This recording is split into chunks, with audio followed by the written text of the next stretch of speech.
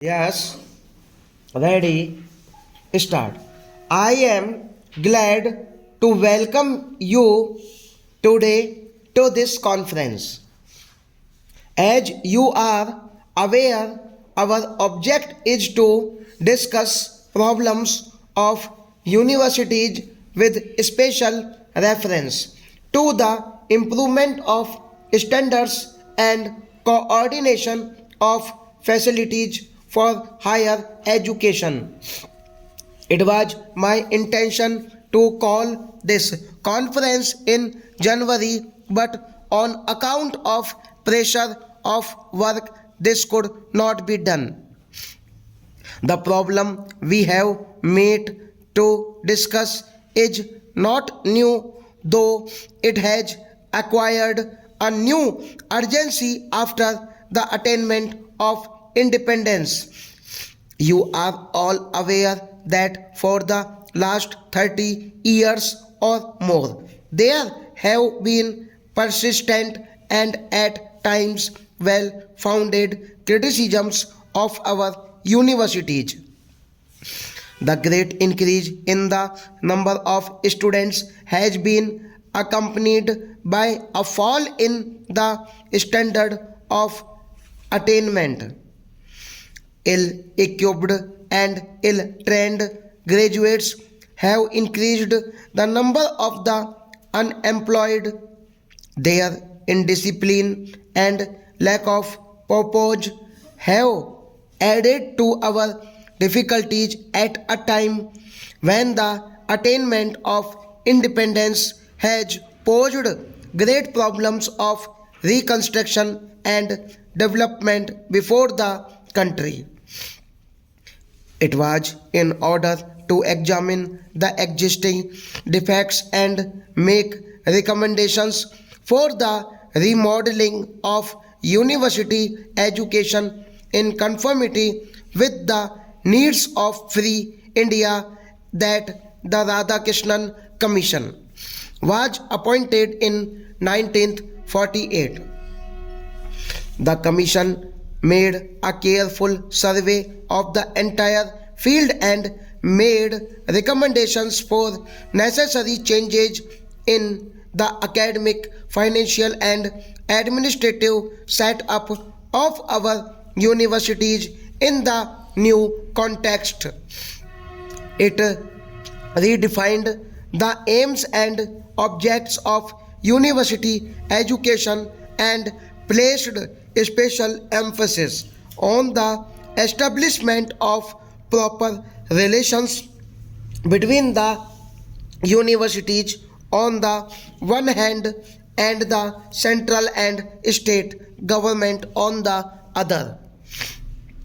One of its basic recommendations was for the creation of a machinery for the most economic utilization of our existing resources by avoiding wastage or unnecessary duplication in the fields of higher study and research.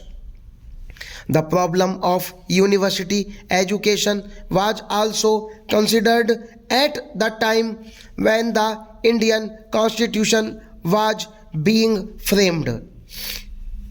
There were detailed discussions as to whether university education should be made a central or a state responsibility.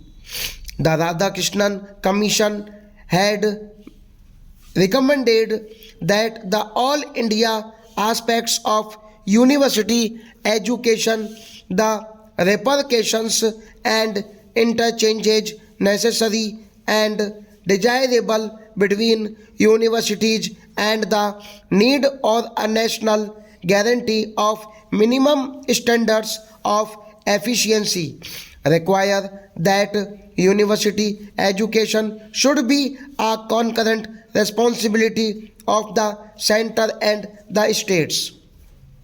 The commission had mentioned that coordination of facilities in special subjects be of the governments. The coordination of facilities in higher education and the maintenance of standards of university education is thus an exclusive central responsibility. This makes it necessary for the government of India to take an immediate and direct interest in the affairs of all universities in order to ensure that the provisions of the Constitution are carried out.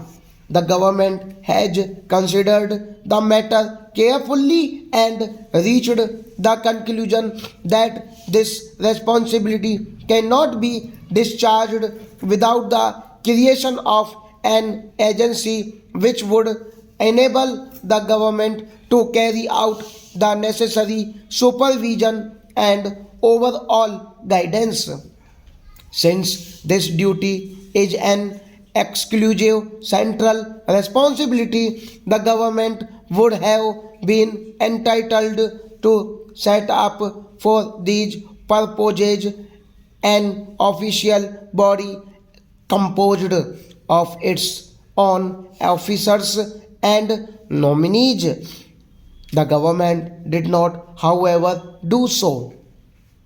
The government recognizes the value of university autonomy and desires that the necessary reforms in universities should, as far as possible, be initiated by the universities themselves. The government is also of the view that in all such steps for the improvement of standards of higher education in the country, the cooperation of the states at very step is not only desirable but essential. It is on this account that the government of India prepared a draft bill entitled Universities Regulation of Standards Bill. Before introducing it into Parliament, the government of India referred it to the state governments and the universities for their advice and guidance. I must confess that I have been somewhat surprised by the response of the universities to this gesture of cooperation by the central government. The Inter-University Board in its Madras Chennai session has expressed itself against the bill and raised doubts about its purpose and provisions. Nevertheless, the board itself had to recognize the need of a machinery to effect coordination and improvement of standards. In view of this recognition, the suggestion that the draft bill indicates a desire of the government of India to interfere with the internal autonomy of the university is quite unfounded, and it is difficult for me to understand the grounds for such suspicion. As I have already said, the government could, if it so wished, introduce the bill without referring to the universities. That it has not done so is itself evidence of the government's regard for university autonomy. Further, the constitution of the body proposed in the bill is such as to ensure that the autonomy of the universities will be respected. The government could have proposed the appointment of a body under its own control to look into the affairs of the universities, but instead the government has proposed that it should be autonomous. Also stop.